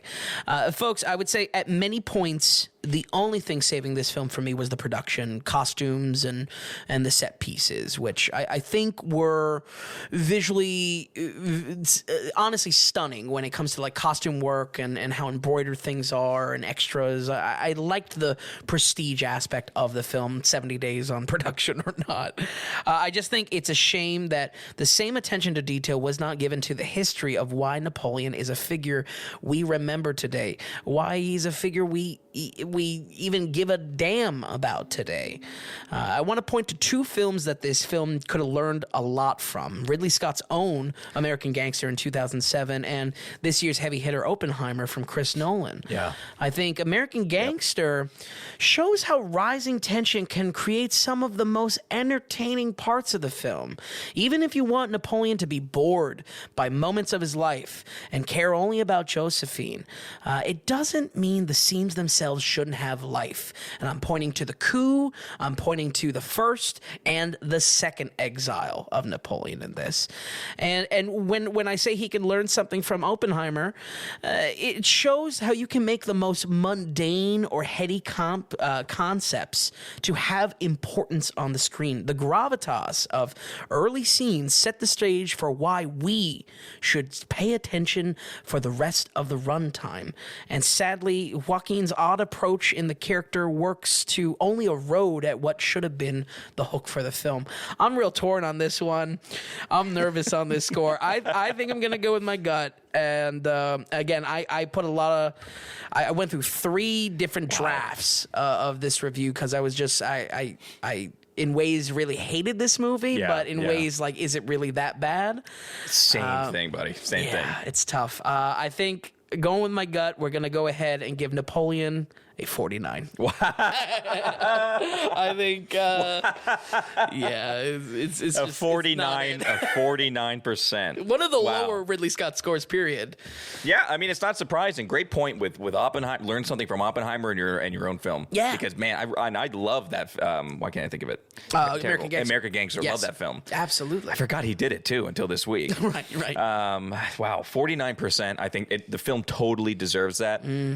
I wasn't in love with the set pieces. I thought they kind of felt small or contained a little bit. Okay. You're right about the costumes. The costumes were okay. Sure. The costumes did seem pretty legit. Very thick material, it seemed like. Yeah, the embroidery was just so intricate. Yeah, I was looking, so that was all right. But for me, the film seemed rushed because it was. It seemed like Apple throwing big money at a big director, hoping to get big results. But when you forget the heart and the depth and the thousands of pages written about this guy... you end up with a boring dog, okay? Boring dog. This was not an apple. This was a lemon. This Nice. This gets 1 shoe and 1 lace. Ooh. That's it. No, even 2 shoes on. A hobbling score. Which, by the way, is right around my 50%. That's like my 50%. Right. So we're dead on that. I loved your 49. Sure, right. Yeah, you need to get 2 shoes on before you can get across the 50% mark. I was thinking the same thing. I wanted to give this 1 shoe, and that's it, and leave it there. I wanted to be harsher, yeah. But it's just like, okay. It was the last battle scene of the film. You know, we're about 2.5 in, maybe something like that, 2:20 in. Yep. And I'm like, okay, it's not that bad, I guess. You know, there are horses. It's not crazy CGI. You know, it's just like, okay, it's just overwhelmingly disappointing. Yes. For the man of Napoleon and for this director to make a film like this. Yeah. I have one, you know how we're always making new phrases or making new terms? Sure. I have a new term that I want to say that this actually has a huge issue with. Okay, and this is a product of the BDM. The BDM. Which is the big director machine. One thing I'm finding with people like Ridley Scott especially, with Scorsese, with Spielberg, they're getting older, so they not only want to be making more and more pictures quickly because they're still full of energy. They love, you know, they're running out of time. They know it, and they want to make pictures. Sure. It's a product of that. But because they're in the industry for so long, they have had their team with them for 20 plus years. Yeah. You talk about people who I stepped on set of a Spielberg film, and then there was everybody. There was the family. You know, he said, "Welcome to the family." Yeah. He uses the same guides. It's the same stuff. Scorsese using Thelma Shoemaker, whatever her name is, the same person who's been doing the film editing for him for decades and decades. Yep. When you have your team around you, everything is plug and play. Sure. So it's Ridley shows up in the concept room, and it's like, okay, let's do Napoleon. And this big director machine, everything that's already set up goes to work. And it's not a good thing because I think you lose depth and you don't get into actually trying to make this picture beautiful, this one single picture. It feels like, oh, this is just another one for the books. This is another one in my film catalog. Sure. So we're going to do Napoleon. Everyone has their jobs. Yes. Plug and play. Sure. And we get something like this. I think that's dead on as well for Apple's position, who basically just wants to be a financier and not really in the concept stage of this. Right. You know? And I'm fine with that. Ridley was aware. He goes, there's over 10,000 books on Napoleon. So where do you start? Yeah. And he just went for it. He just did whatever Ridley wanted to do. Yep. And I think there's a lot of reason behind that why Scorsese has not been electric as much as people do respect Killers. Sure. Irishmen, definitely people Right. are all kind of ways on that. Absolutely. But it's not 90s Scorsese. Right. It's not 80s Scorsese. No. Same thing with Spielberg. Yep. After Saving Private Ryan, he might have some interesting products, but right around there in the mid-90s, he has his team with him. And I just think it's this big director machine. We love these directors. They have the power and the money to make massive pictures. They get the rights to a name like Napoleon. Yep. But when the machine runs, it's all too blah. Sure. And this movie was very blah. I think it's a great Vapid observation. was what I kept on saying. Yeah, vapid's a great word for Napoleon. Absolutely. I think it's a great observation. BDM. I think it's also could be a commentary on starving new voices, even not necessarily like director talent, but cinematographers and different team members to add to the production. Right. Those different voices may be. I'm not saying that they could stop a personality like 85-year-old Ridley Scott. I mean, you see this guy in interviews. Yeah, he's very outspoken.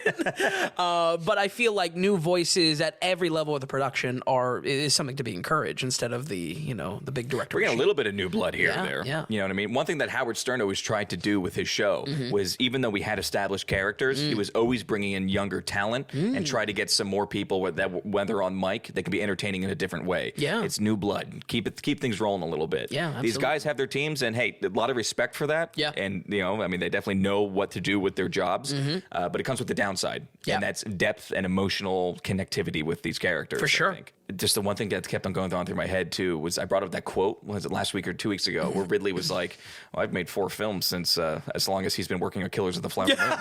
And it's like, right, maybe that's a bad thing, sir. Yeah, maybe there's a quantity over quality approach here going on. But hey, see it on Apple. What do you want from us, huh? But right. yeah, hey, talk about running long. Yeah. We're actually right where we've been, actually. Oh, yeah? Surprisingly, Really? yeah. Okay, surprised me, too. I think it was worth the time, honestly, for all 5 of the movies. I'd rather spend a lot of time on movies that can maybe save someone some time on going to see or maybe even getting to see. Yeah. Or get some new information on some of these. I think a Right. lot of people don't know about Thanksgiving, Nut Skull Wing, Saltburn, Wish. Yeah. People... Napoleon. There's all 5 of them. So I'm glad to spend the time on new releases versus maybe, some art house film I have off of my list, I hope I didn't take it down too many tangents. No, the only one, what I mean, it's just if Emerald Fennel, if I ever meet her, I just say, don't listen to that Saltburn review. We bring up Marvel and Star Wars in your movie, very clearly not about those things.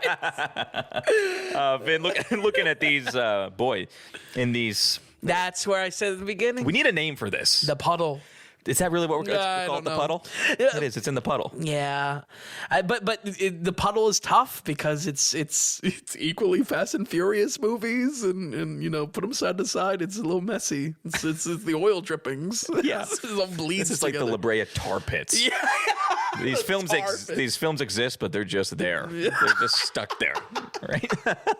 Okay, I don't know. Anything you want to finish on? Anything for future talk or roll credits? Yeah, here, well, more so we just have a lot of packed releases. I could feasibly do another all 5 news slot this coming week, but we'll see with just limited releases. Most of all, I'm hoping to get Dream Scenario in the books. Oh, okay, yeah. And I'm hoping that which wide is Nick release Cage's is film that people don't know. Yeah, exactly. So a lot coming out in December, but We'll see how much I get to the theater. All right.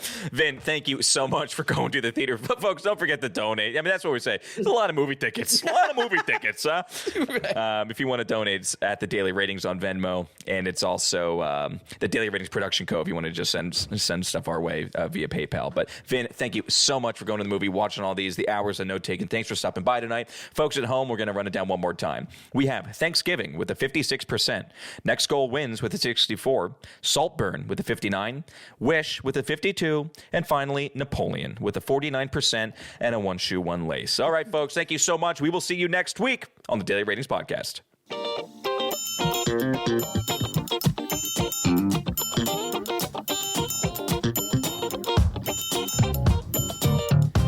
Hey, if you enjoyed the podcast, if you would, give us a good rating or tell a friend about us.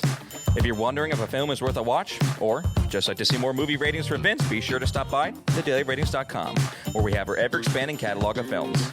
Also, if you found value in the podcast or our site, become a producer. And normally you would go to the donations tab on thedailyratings.com and you can donate whatever amount of value you feel you received from us. But like I said, Venmo or PayPal if you'd like. We're looking to build this into something large and great, folks, but we want to be independent from the corporate sponsors. So we greatly appreciate any support from you all. So thanks so much, and we'll see you next week on the Daily Ratings Podcast.